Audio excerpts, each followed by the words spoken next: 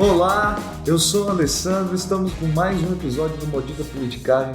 Estou aqui acompanhado do Luiz Domingos. Tudo bem, Luiz? Olá, Ale, olá a todos e todas, saudações. Nessa semana nós tivemos, infelizmente, a confirmação da morte do Dom Phillips, jornalista inglês, e do indigenista Bruno Pereira, que é mais um acontecimento de um histórico de episódios desastrosos e desumanos da história do Brasil no que diz respeito às questões indígenas, né, na política indígenas. E devido a esse ocorrido, nós fizemos, e bolamos um roteiro que tenta focar no histórico de respostas políticas à questão indígena no Brasil, como uma espécie de homenagem nossa, uma contribuição, ao ocorrido.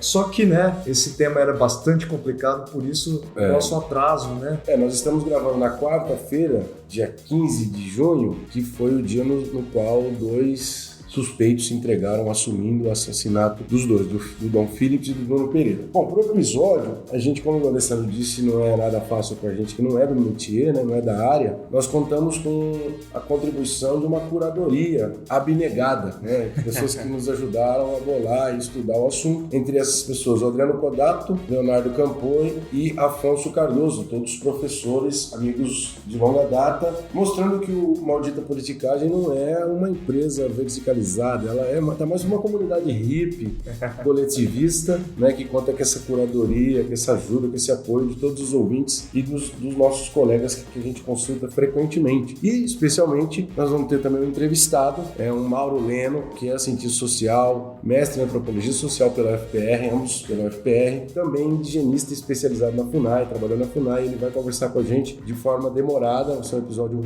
detalhado sobre vários aspectos envolvendo a questão indígena e a FUNAI no Brasil. Então, a nossa sequência de blocos, No primeiro, a gente vai tentar trazer um panorama sobre a questão indígena no Brasil, alguns conceitos teóricos, uma discussão teórica sobre essa luta por reconhecimento político, e social que existe, e uma espécie de autocrítica nossa quanto a esses pontos de vista trazidos pela antropologia e pelas ciências sociais como um todo. No bloco 2, a gente traz propriamente o desenvolvimento institucional brasileiro em resposta às questões indígenas, como o Estado brasileiro olhou e desempenhou funções quanto a este problema. E, por fim, no terceiro bloco, a gente vai tentar sintetizar coisas aqui, trazer históricos para tentar encerrar o assunto de uma forma mais coerente. Perfeito. Continue com a gente, pessoal.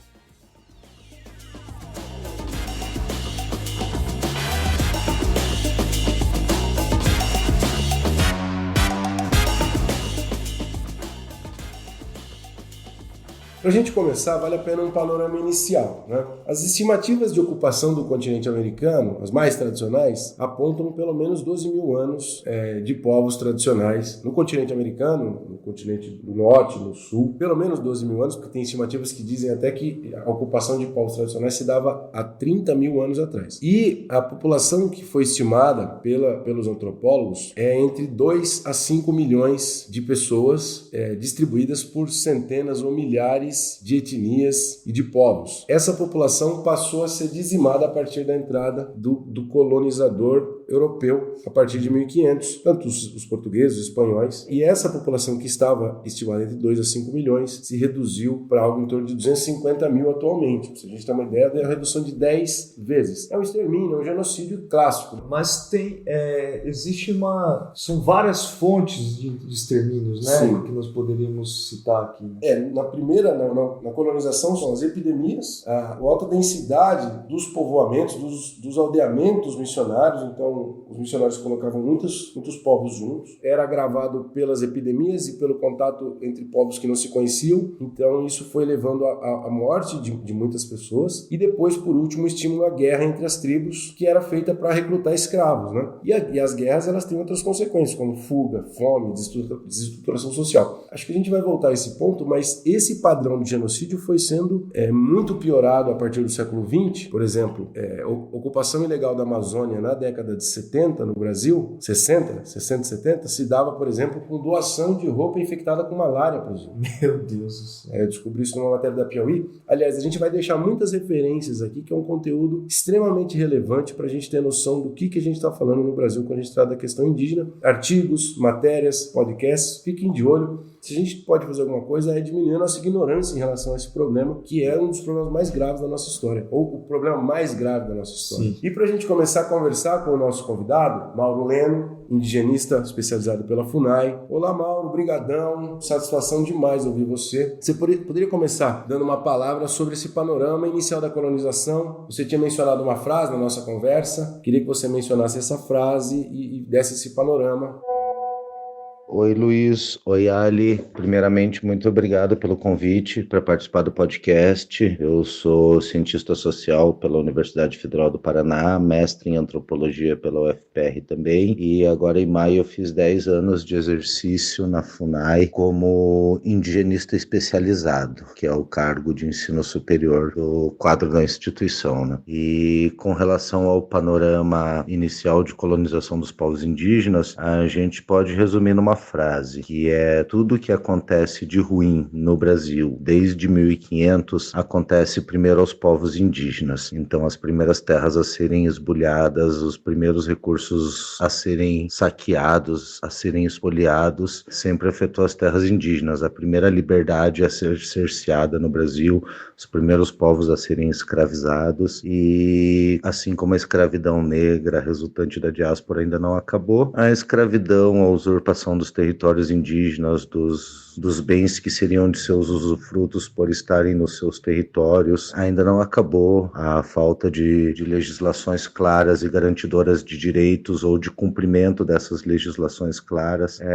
faz com que os povos indígenas permaneçam há 522 anos em guerra, né?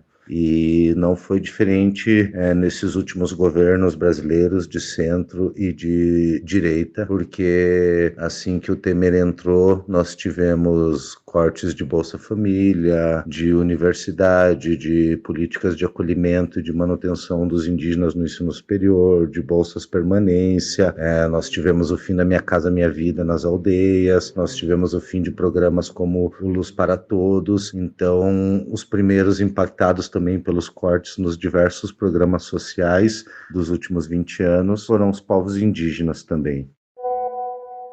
Certo. E como que muda? Há uma mudança no tipo de extermínio que ocorria na colonização e o tipo de extermínio que aconteceu nas décadas recentes? Você tinha mencionado alguns casos, charrua, outros grupos isolados. Você pode mencionar isso pra gente?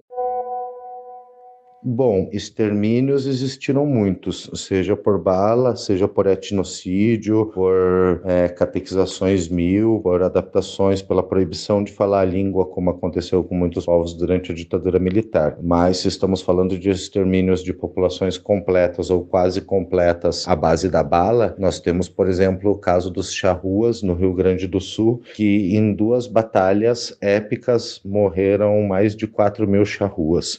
E quem não morreu, fugiu para o Uruguai, e alguns filhos dessas batalhas foram mandados para serem criados pelas boas famílias católicas de Porto Alegre. Na década de 50, alguns charruas ali do Rio Grande do Sul retornaram do Uruguai para Porto Alegre, e hoje a única aldeia charrua que existe é de lá, né, em Porto Alegre, a aldeia charrua no Brasil. Em Santo Ângelo estão abrindo outra, mas na Batalha de Salsipuedes, salve-se se puder, morreram mais de 2.000 charruas, chamados pelo governo uruguaio para discutir a questão dos ataques dos portugueses, os espanhóis contra os portugueses, e os uruguaios mataram todos. Então, esse é um extermínio muito característico, mas se a gente for pensar um pouco mais próximo no tempo, na década de 50, quando os Chetás foram contatados ali na Serra de Dourados, ali em Ivaté, os Chetás foram exterminados em 20 anos, assim, depois das frentes de atração, junto com Loureiro Fernandes, que foi o enviado pelo SPI para atrair os Chetás, a gente ficou com 13, 14 Chetás restantes de toda uma população vivendo em outras terras desterritorializados. E até hoje a FUNAI, embora ainda esteja em processo de demarcação, ainda não garantiu a terra dos Chetás lá na Serra de Dourados, que vai ser a única terra indígena desse povo. E se a gente contar 100 anos os Xoclens aqui de Santa Catarina, de Ibirama, em 1924 ainda perdurava uma lei no estado de Santa Catarina que pagava um soldo por par de orelha dos Xoclens. Então, se você for pesquisar Martinho Bugreiro, a história dos bugreiros de Santa Catarina e dos Xoclens, só o Martinho Bugreiro dizia que tinha matado mais de 1.000 Xoclens e recebido efetivamente do governo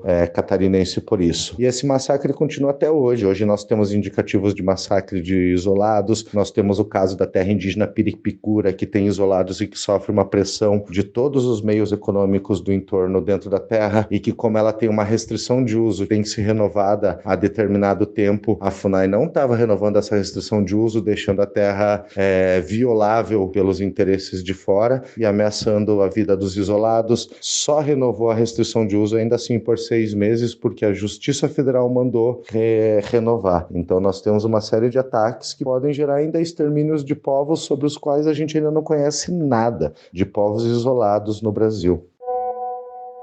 Bom, no ponto de vista da política, né, Luiz, existe na literatura uma crítica muito importante e relevante que eu gostaria de trazer, apesar de se constituir numa crítica contra nós mesmos também, que é a tendência geral dos estudantes, né, dos especialistas, de analisarem sempre a questão indígena em relação à forma como nós mesmos interpretamos eles, né? Sempre é a forma como um especialista dos indígenas interpreta, como o Estado reconhece ou não reconhece aquilo, se eles ficam dentro ou não de determinados direitos. Então, alguns autores vão chamar de uma espécie de regime de autenticidade biológica e cultural, que é nada mais que políticas de como o Estado reconhece ou não povos, né, indígenas. Ou então um outro autor vai falar de política de reconhecimento. Ambos os conceitos estão falando como a gente fica focado essencialmente na reação do Estado, no papel do colonizador, na nossa forma de interpretar, e pouco importa a forma como eles mesmos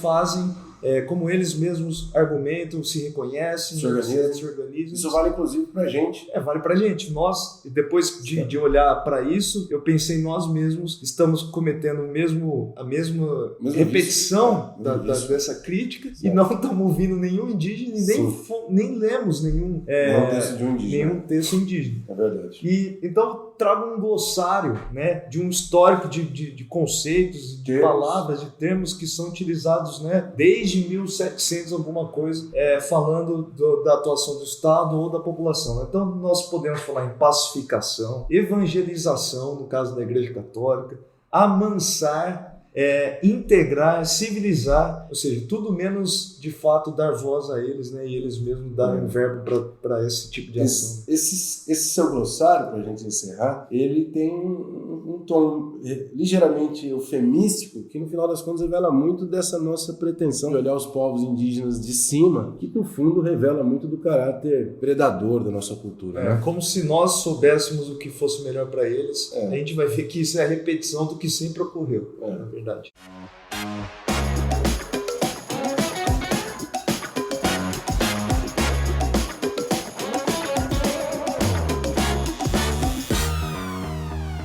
Pois bem, agora que a gente fez esse panorama histórico e teórico, vamos pensar questões de Estado, de governo. Alessandro, qual que é o percurso das entidades dedicadas a tratar a questão indígena no Brasil? Numa pesquisa, né, para tentar ver quais são as raízes institucionais da FUNAI, que a gente vai falar aqui nesse episódio, eu fui achar uma recapitulação histórica presente no trabalho do Rubens Valente, um trabalho que foi importante para o nosso episódio aqui, né? O Rubens Valente vai dizer que a FUNAI ela tem suas raízes no Serviço de Proteção aos Índios, criado em 1910, a SPI, criada ainda durante o governo do Nilo Peçanha, sob capitaneado pelo positivista Cândido Rondon, né? Então, o que era a visão nessa raiz institucional, né?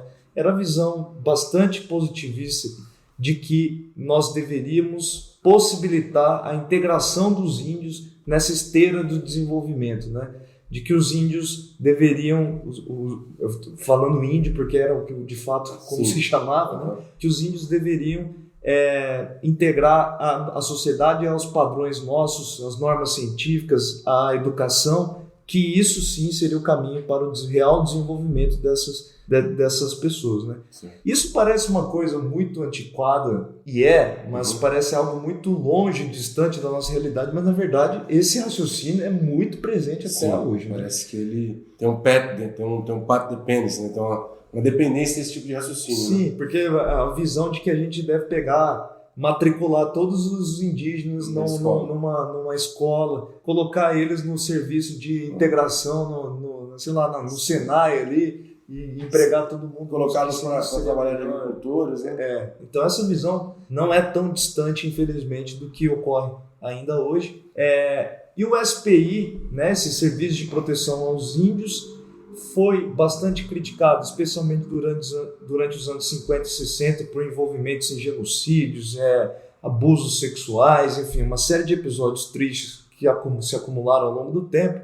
E somente em 1967 nós vamos ter a Fundação Nacional do Índio. Mas antes eu gostaria de trazer uma curiosidade, que o SPI foi fundado então em 1910, e cito aqui diretamente o Rubens Valente, para não haver dúvidas sobre o espaço que cabia ao índio nesse plano governamental, plano esse positivista, né? O órgão era vinculado ao Ministério da Agricultura. Isso aqui está parecendo política do nosso presidente, do presidente que governa você atualmente aí, né? Parece totalmente. E aí, para a gente ter um adensamento dessa história, vamos voltar a ouvir o Mauro Leno. Mauro, após essa introdução do início do século XX feita pelo Alê, o que você poderia dizer sobre, lançar uma luz para a gente de uma visão histórica de quem trabalhou na FUNAI? Bom, essa é uma pergunta muito pertinente, porque o órgão indigenista do Estado brasileiro é uma das instituições mais longevas da República, né? Porque ela surgiu em 1910, a partir de todo um olhar positivista. O Rondon era um positivista, né, um seguidor de Augusto Conte, e a lógica desse primeiro serviço de proteção ao índio e localização do trabalhador nacional era justamente localizar esses indígenas e torná-los um nacional, integrá-los à sociedade, fazer com que eles casassem. Nessa época, casamentos interculturais eram elogiados. O chefe do posto da FUNAI tinha o dever de casar o indígena com a filha do colono e vice-versa. Então, houve esse processo, né, de localizar e torná-los trabalhadores, ensinar a manejar maquinário, derrubar mata de araucárias e plantar trigo, qual noviça rebelde. Então houve esse processo, né? Aí na década de 60, na década de 50 foi o auge desse modelo de produtividade do SPI. E na década de 60 começou a pipocar muitos escândalos, né? De apropriação do patrimônio dos indígenas, de venda de madeira, venda de patrimônio, servícia, estupros, violações de comunidades inteiras, até que em 67 o Jader Figueiredo, um procurador do Ministério Público, visitou todas as ajudâncias do SPI e detectou milhares de maus tratos aos indígenas. O índice do relatório Figueiredo é absurdo e arrepiante de tanta coisa ruim que se faziam com os indígenas pelo Estado brasileiro. Essa foi a pedra de cal no SPI, e teve a CPI do SPI no Rio Grande do Sul também, e daí acabou o SPI e foi fundada a FUNAI. Os profissionais se mantiveram os mesmos, embora na prática ali, na cartilha tenha mudado a orientação, na prática, muitas práticas abusivas continuaram durante certo tempo, né? Até a Constituição de 88. Também é bom lembrar que nesse período, entre a extinção do SPI e a criação da FUNAI, que ocorreu durante o período da ditadura militar, nós tivemos diversas violações aos direitos indígenas, e se talvez um dos períodos mais sombrios para os povos indígenas, porque assim como nós tivemos grandes massacres para a construção de grandes empreendimentos, para a Marcha do Oeste número 2, para atravessar a Amazônia, construir a Transamazônica, nós tivemos ali os massacres dos Waimiri e Atuari, nós tivemos na construção de Itaipu aqui o massacre e a queima das casas dos Avá-Guarani, que até hoje redunda ali na terra Guaxu-Guavirá, em Guaíra, onde os Avá-Guarani estão recuperando uma parte do território deles que Itaipu tomou e mesmo assim estão enfrentando bastante problemas e resistência tanto dos poderes locais quanto dos agricultores ali de Guaíra. A demarcação desse território na FUNAI já foi e voltou algumas vezes, a equipe já estava no campo para finalizar a demarcação e teve que voltar por ação judicial. Então, nesse modelo desenvolvimentista da ditadura militar, muitos direitos indígenas foram destruídos, né? Foram passados por cima e hoje a gente tem esse passivo. E também a gente teve algumas coisas absurdas, como a guarda indígena e o reformatório Krenak, numa terra em Minas Gerais, para onde eram mandados todos os indígenas baderneiros, os indígenas que davam trabalho. Então, se você era um indígena que estava contestando as ações de esbulho de terras ou as ações de empreendimentos violentamente colocados goela abaixo de comunidades, você ia para o reformatório Krená em Minas Gerais e de cada 5 indígenas que eram mandados para lá, um apenas retornava para sua terra. Então era um campo de concentração e um campo de extermínio de indígenas no interior de Minas Gerais, promovido pelos mesmos indígenas.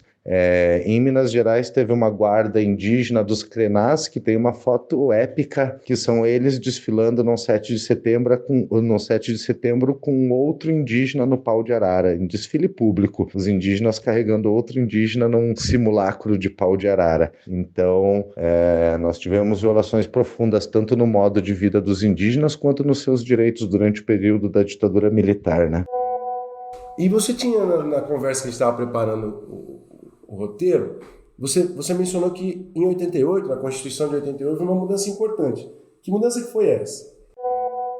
Essa é uma pergunta relevante, muito relevante, porque ela mexe com grande parte do senso comum que as pessoas têm dos indígenas, né? De que eles são protegidos pelo Estado, de que eles recebem um salário desde que nascem, de que eles têm mais benefícios do que os outros, e tudo isso é mentira, é balela. O que acontece? Até 88, os indígenas eram tutelados pela FUNAI. Eles não podiam sair da terra indígena sem assinatura de um agente do Estado. As terras deles, eles não podiam decidir o que ia fazer. Se o agente do Estado decidia por derrubar 200 hectares de pinheiro, vender isso e plantar em soja, os indígenas ainda iam ter que derrubar e iam ter que ajudar o agente do Estado a fazer isso. Não podiam se representar juridicamente. Enfim, eram considerados menores e incapazes juridicamente. A Constituição exterminou o instrumento da tutela. Então, os indígenas puderam brigar por seus direitos, puderam reivindicar seus territórios, puderam se representar criminalmente, penalmente, civilmente. Essa foi uma mudança bem paradigmática. Também a Constituição garantiu o direito dos indígenas aos seus usos, costumes, tradições e territórios. Então,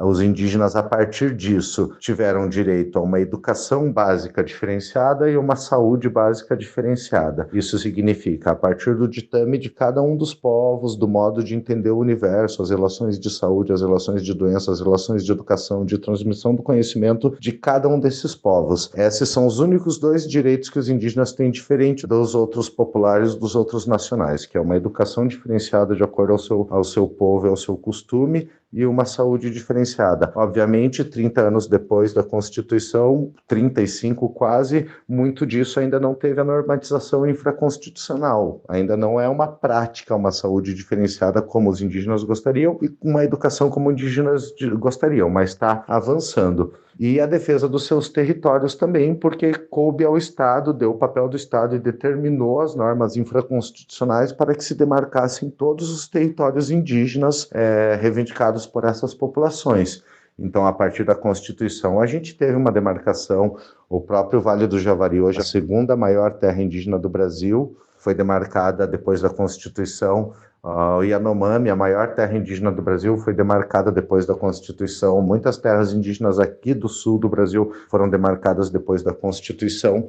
Então, você teve essa mudança no marco constitucional, né? Tanto direitos diferenciados de saúde e educação, o fim do instrumento da tutela e a garantia dos usos, costumes e tradições de cada etnia, junto à garantia de seus territórios. Porque a partir da Constituição de 88, da mobilização da União das Nações Indígenas, do Álvaro Tucano, do Krená, do Ângelo Cretan aqui, do Nelson Xangrê no Rio Grande do Sul, dessas primeiras grandes lideranças indígenas, a partir da UNE, da União das Nações Indígenas, a gente conseguiu garantir 2 artigos constitucionais, o 231 e o 232, que são garantias mínimas aos indígenas. E estava muito em bojo, muito em voga nessa época, com a volta dos anistiados, todas essas pautas que na Europa já eram mais claras e que aqui no Brasil eram muito progressistas, como ecologia, como direitos LGBTs, direitos reprodutivos, legalização das drogas. E nessa efervescência toda teve uma visibilidade grande aos direitos indígenas por trabalho dos indígenas e dos apoiadores, com que fez que eles fossem recepcionados no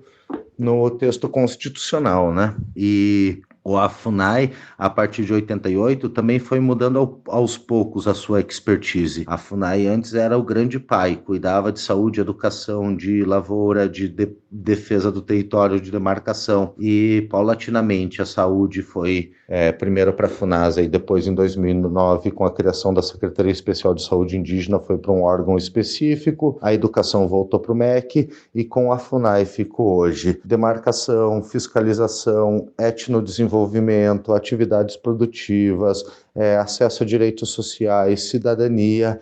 Essas são as nossas expertises hoje, garantia da terra, garantia de proteção da terra e garantia de cidadania aos indígenas, ao mesmo tempo em que nós temos o dever de fiscalizar todas as políticas públicas que incidam sobre os povos indígenas. Então, a política de educação, a política de acolhimento nas cidades, a política de trânsito, a política de saúde, as políticas de empreendimentos que atravessam territórios indígenas, tudo isso a FUNAI quem faz. É a nossa expertise hoje de fiscalizar essas políticas e de fazer o licenciamento desses grandes empreendimentos e demarcação.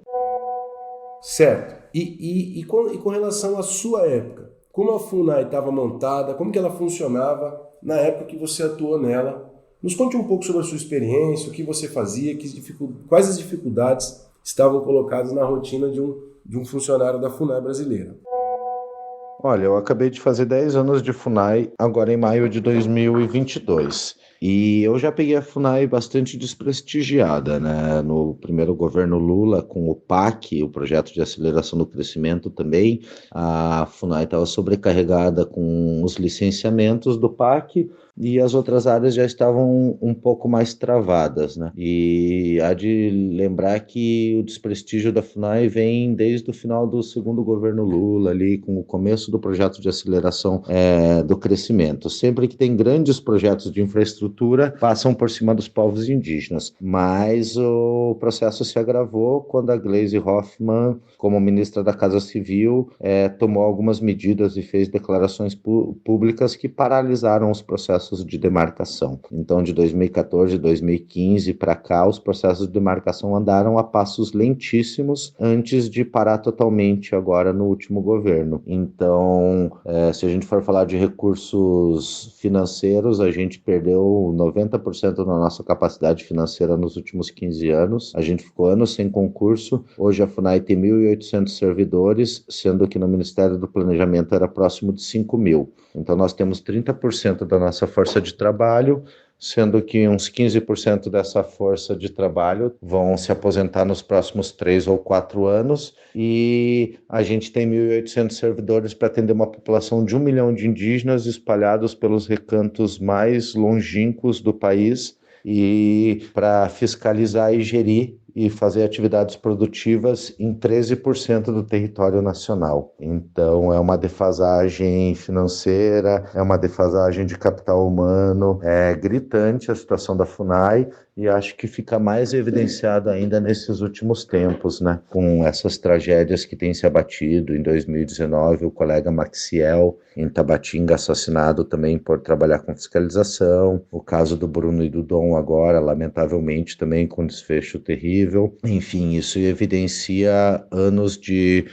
depreciação da instituição, inclusive pelo próprio governo, e anos de desinvestimento. Eu sou antropólogo, né? Então eu queria trabalhar no campo e queria trabalhar muito próximo às comunidades. Então eu fui para uma coordenação técnica local quando entrei na FUNAI e trabalhava em Nonoai, Serrinha e Votouro, que são terras do Noroeste Gaúcho, terras grandes e cada uma com as suas características. O Serrinha também é uma terra retomada, uma terra arrasada, que os colonos tiraram toda a cobertura florestal, então onde os indígenas arrendam a terra para sobreviver da soja e tem todos os problemas de relacionamento advindos do arrendamento, que é ilegal. E a terra indígena Nonoai, que apesar de ter arrendamento, é a maior porção florestada do norte do Rio Grande do Sul, e mesmo tendo arrendamento na terra, tem 19 mil hectares de mata umbrófila mista. Então foi muito rico esses anos que eu passei lá. Depois eu fui para Passo Fundo, para um cargo na coordenação regional, e aí eu passei a atuar com fiscalização, gestão, demarcação, projetos produtivos, etnodesenvolvimento em todo o estado do Rio Grande do Sul. Fiquei 5 anos nessa função. Fiquei um período de coordenador regional dos estados de Paraná e Santa Catarina, até que em 2018 eu fui removido para Curitiba, onde fiquei um tempo de chefe do escritório local aqui em Curitiba. Então a minha experiência são com os povos do sul, Caingangue, Xoclém, Guarani, Charrua, Xetá, são mais com esses povos dos 3 estados do sul. E aprendi muito com os povos indígenas. Cada dia um aprendizado. Nesses 10 anos me valeu com certeza uns 3 doutorados em antropologia, e é um trabalho muito rico, embora seja um trabalho muito difícil por questões geográficas e de falta de apoio institucional. E por último, ainda a respeito das entidades, dos órgãos, qual que é a situação atualmente com as demais entidades? Bom, como eu disse um pouco antes, a FUNAI se relaciona com muitas instituições no sentido de fiscalizadora e orientadora das políticas públicas. Então, por exemplo, aqui em Curitiba a gente discute o tempo todo com o governo do estado, com a prefeitura municipal, com o Ministério Público Estadual, com o Ministério Público Federal, com a Fazenda Nacional, com o IBAMA, com o ICMBio, com todas as outras instituições afeitas à causa indígena, com a FAS, também com as organizações próprias dos indígenas, né? Então um grande papel que a FUNAI desempenha hoje é de articulador, né? Seja com a sociedade civil, com os órgãos governamentais, com as próprias instituições da sociedade civil e de organização dos indígenas. Então a gente faz um papel de articulação para as políticas públicas, para que elas tenham uma maior efetividade e sejam pensadas de acordo com as características culturais de cada um dos povos, né? Então, o trabalho da FUNAI de articulação com as outras instituições é uma das missões institucionais mais importantes, até por conta disso. Como nós temos poucos recursos financeiros e poucos recursos humanos, muitas das ações a gente só consegue fazer dividindo a conta dos servidores e das ações com outras instituições também, né? Então, desde que eu entrei na FUNAI, o ato de passar o chapéu e passar a caneca nas outras instituições e pedir apoio para eles também é um ato bem comum, e até de um certo ponto é muito bom, né, cara? Porque principalmente para combate de ilícitos ambientais, a FUNAI não tem poder de polícia. Então eu jamais iria combater caçador, madeireiro, garimpeiro sem o apoio da Polícia Federal, sem o apoio do IBAMA, sem o apoio da Polícia Ambiental de cada estado, sem apoio do Exército algumas vezes. Então as nossas deficiências institucionais a gente tenta contornar com muito diálogo, né?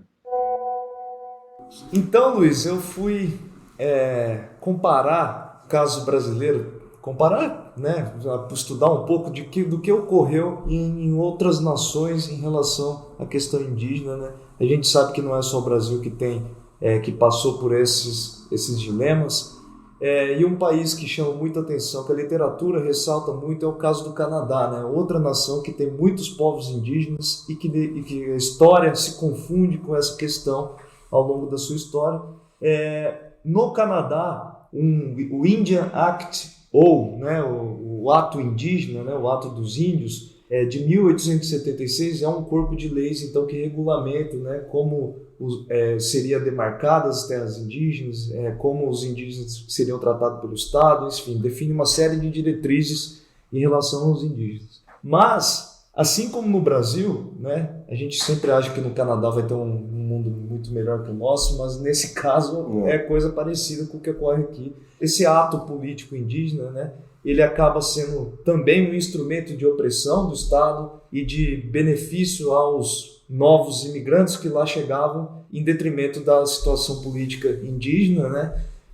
E os argumentos presentes ali, o caso mais interessante, são muito parecidos com o caso brasileiro. Falava novamente civilizar, do ensino da língua francesa ou da língua britânica, evangelizar, matricular os pequenos índios ali na escola. Né? Então, mesma coisa de sempre. Né? Existe até uma citação que eu verifiquei, onde se fala na necessidade do índio não ser mais uma criança dependente do Estado e de passar a ser um cidadão canadense, de fato. Um cidadão canadense, o que seria? Seria o cara falar francês, se vestir que nem francês, né, na época, né? Sim.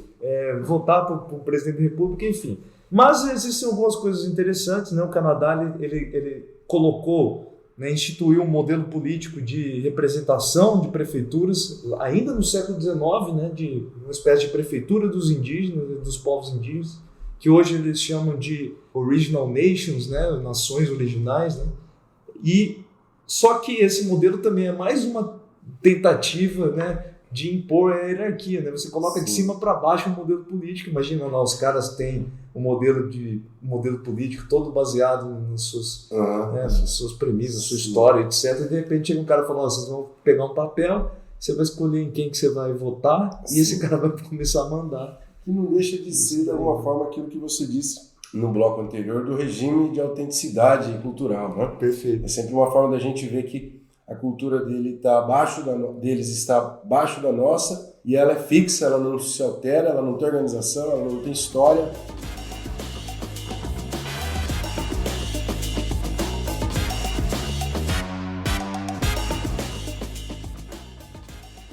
Toda a literatura, Luiz, aponta para uma persistência de um problema, né? Tudo isso que o Mauro nos relata, toda a literatura que a gente consulta, vai falar de uma persistência da falta de recursos e de condições de trabalho histórica das instituições, né? Falta pessoas, falta dinheiro, né? Falta tudo, né, para ter, de fato, uma política pública decente que trate os indígenas da forma como eles deveriam ser tratados. Só para trazer, então, um panorama, aqui a gente se baseou no podcast Lado B do Rio Notícias, né, que entrevistou a Andréa Prado, uma indigenista. A gente recomenda, está no nosso conteúdo recomendado, muito interessante, e a Andréa menciona um dossiê que os funcionários da FUNAI organizaram para descrever as condições da entidade nos anos de 2019 para cá. É um esvaziamento, né? Um abandono, seja lá qual for o termo correto. Então vai dizer esse relato que a FUNAI, na região de Javari ali, inteira, possui 14 servidores, ou seja, né, qualquer escritório de advocacia tem mais gente do que isso. Imensa região, né? Como se fosse, né, uma quadra para ser administrada apenas. Né? Bom, 10 efetivos e 4 temporários. São 4 bases. Uma dessas bases não tem ninguém. Tá vazio. Eu não sei qual que é a vantagem de que existe uma base sem ninguém. Talvez tenha sido também outra vítima, não sei. Sim. Tem um panorama geral nesse podcast sobre as coordenações regionais de toda a FUNAI brasileira. Como é que é? 37 coordenações regionais. 2 com servidores, o resto com policial e militares. 2 servidores de carreira. 2 servidores de carreira da FUNAI, isso. Dos últimos 1.000 servidores que entraram nos últimos concursos da FUNAI, 60%, pediram exoneração ou foram exonerados. Né? Então não deve ser uma maravilha trabalhar na FUNAI atualmente. Beleza, então ainda mais uma pergunta para o Mauro. Queria que você discorresse sobre o significado da tese do marco temporal para os direitos dos povos indígenas do Brasil. Bom, o marco temporal hoje é um dos maiores ataques legislativos contra os povos indígenas, junto com o PL da mineração, e ele o é simplesmente por um motivo. Ele vai inviabilizar a maior parte das demarcações de terra que a gente tem hoje, vai penalizar as populações indígenas por algo que eles não tinham controle e pode abrir um precedente para revisão de terras já demarcadas. Por quê? Porque o texto do marco temporal, defendido pela bancada ruralista, é de que os indígenas só teriam direito às terras onde eles estavam em 1988 ou terras em que eles estivessem em esbulho renitente, quer dizer, que eles comprovassem que estavam brigando pessoalmente ou juridicamente por aquelas terras, no dia 5 de outubro de 88, na data da promulgação da Constituição Federal de 88. Então, o que isso significa? Significa que você desconsideraria 488 anos de esbulho territorial e que os indígenas não teriam direito a todas as terras que foram roubadas nesse processo, e que os indígenas não teriam direito nem às terras que lhes foram garantidas pela primeira lei de terras em 1850. Então, por exemplo, no estado do Rio Grande do Sul, o Walter Jobim, o Hildo Meneghetti e o Brizola avançaram durante a década de 60 em todos os territórios indígenas, como no Ventarra, pegando todos os indígenas do Ventarra, botando no caminhão numa manhã chuvosa e desovando eles na terra indígena Votouro, uma terra também caingangue, mas que vivia em brigas intestinas há séculos com o pessoal do Ventarra. Então colocou para morar junto com os inimigos e loteou a terra indígena do Ventarra. O que acontece? A partir da Constituição, em 95, os indígenas caingangues falaram: não, agora nós temos o direito, vamos lá reivindicar aquele nosso território, e recuperaram a integralidade do território. Então, sofreram um processo de 30 anos de esbulho de terra pelo Estado e conseguiram recuperar. Se o marco temporal tivesse vigente, o que iam dizer? Os índios só voltaram lá em 95, então como não tinha indígenas lá em 88, cai na cláusula do marco temporal. Então eles não teriam direito a retomar essa área, esse território que foi roubado deles em 1964, entende? Então, o outro agravante do marco temporal, e que eu acho que é o mais duplamente penalizador dos povos indígenas, é porque os indígenas em 88 eram tutelados, eram considerados menores e não podiam entrar em demanda judicial em seu próprio nome. Então, como que uma comunidade indígena estaria brigando judicialmente pelo seu território, caracterizando o esbulho renitente, se eles não podiam se representar juridicamente até 5 de outubro de 88? É uma falácia lógica e que causa uma armadilha mortal para os direitos territoriais dos povos indígenas.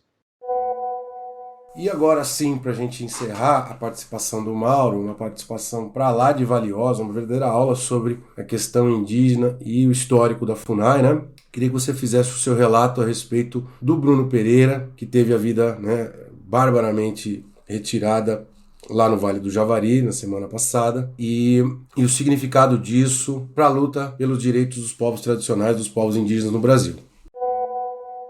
Então, eu estive em poucos momentos com o Bruno, acho que uma ou duas formações em Brasília, mas o que eu ouvia e ouvi de todos os colegas que conviveram de perto com ele era a respeito de um colega de imenso coração e de uma abnegação enorme em nome dos povos indígenas. Em todos os lugares que ele passou de chefia, ele foi reconhecido como um excelente servidor, e foi mais um dos servidores que pagou nesse governo por executar o seu trabalho de forma digna e condizente com a Constituição, a partir dos princípios do serviço público, economicidade, racionalidade, transparência, impessoalidade. Sempre foi um cara muito efetivo, que sempre atuou na legalidade e que fez a defesa ferrenha dos povos indígenas, principalmente dos isolados, né? Então, era um dos nossos maiores especialistas vivos em indígenas isolados, coordenou esse setor na FUNAI durante um período ali entre o governo Temer e o governo Bolsonaro,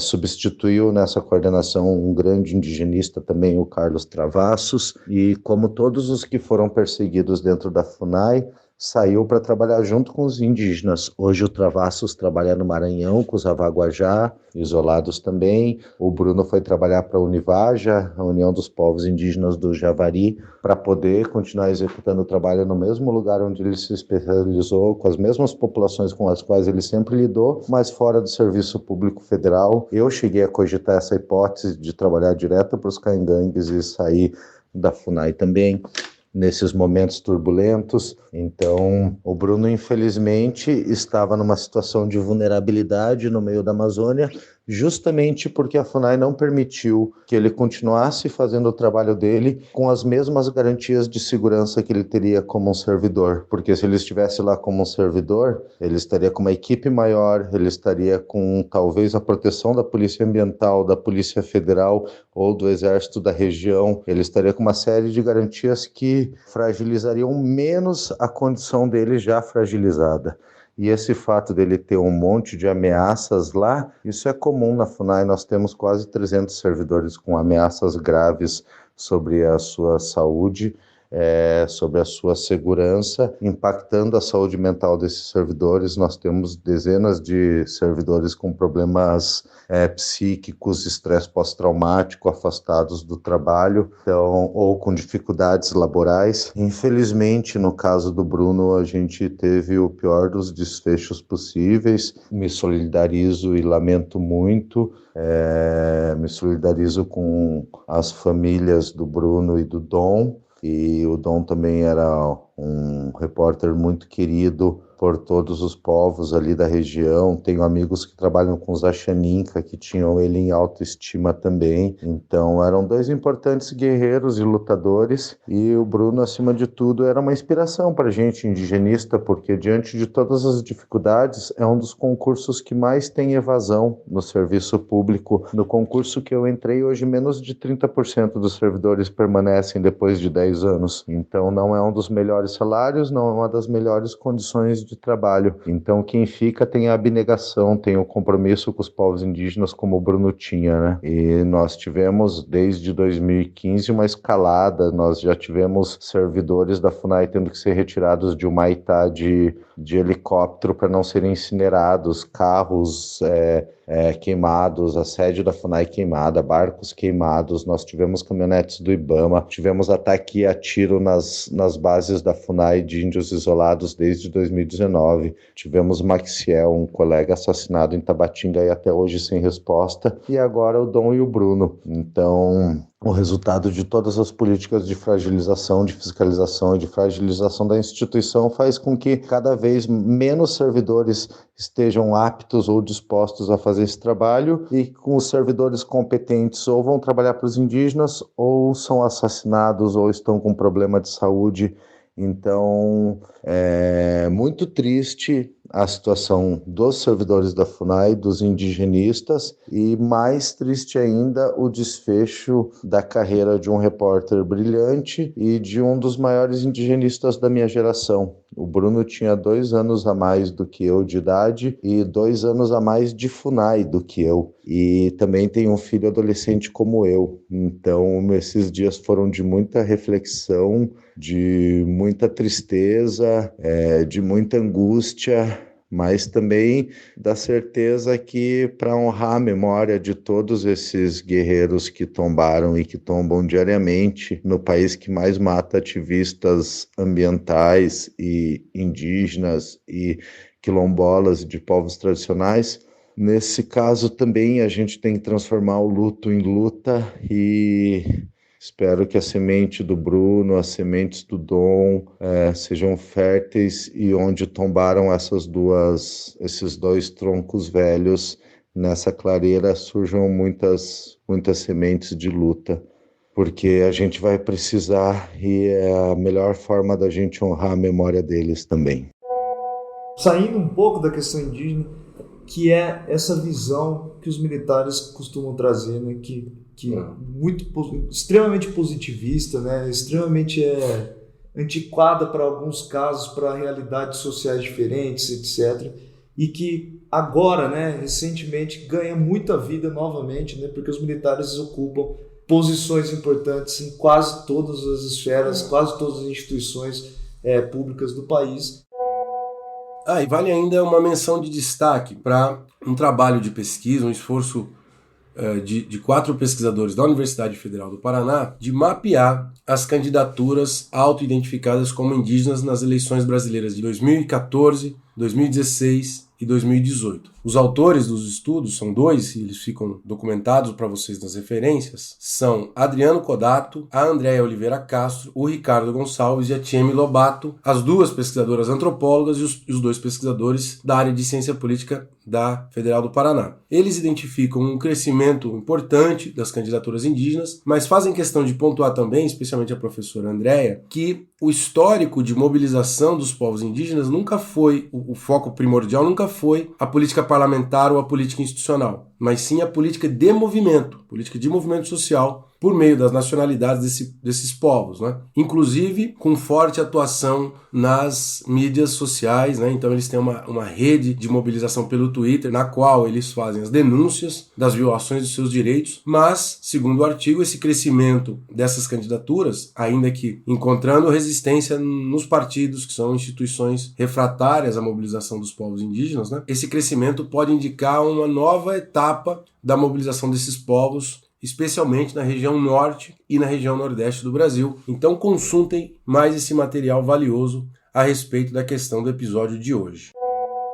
E por último, Ale, se a gente lembrar da campanha do Bolsonaro, ele dizia que ele ia dar uma foiçada na FUNAI. Isso ele cumpriu. Ele, de fato, o esvaziou, desmantelou, aparelhou a FUNAI pela ocupação de militares. Imagina ter 14 funcionários lá no Javari. Então, e as coordenadorias regionais são dominadas por militares e policiais federais, né? Então essa promessa de destruir a FUNAI ele está cumprindo com perícia, né? Mas essa ideia de que o Brasil para os brasileiros é completamente falsa, porque o que a gente está assistindo na região do Vale do Javari é que o abandono da FUNAI e o abandono do IBAMA está deixando aquela terra completamente vulnerável para as práticas que sempre ocorreram lá, que é o tráfico de drogas, tráfico de armas. Há uma força gigantesca de facções da Colômbia e do Peru. Isso está marcado nesse contexto do Bruno e do Dom. Então seria isso. Esse é um episódio que não tem gracinha, não teve brincadeiras, mas era um episódio que era muito importante de a gente fazer, importante para aquilo que a gente acha que o episódio cumpre, né? É isso, pessoal. Obrigado pela audiência mais uma vez. O Maldita Politicagem tem produção e roteiro de Luiz Domingos Costa e Alessandro Tokumoto, design e edição de áudio de Fábio Tokumoto.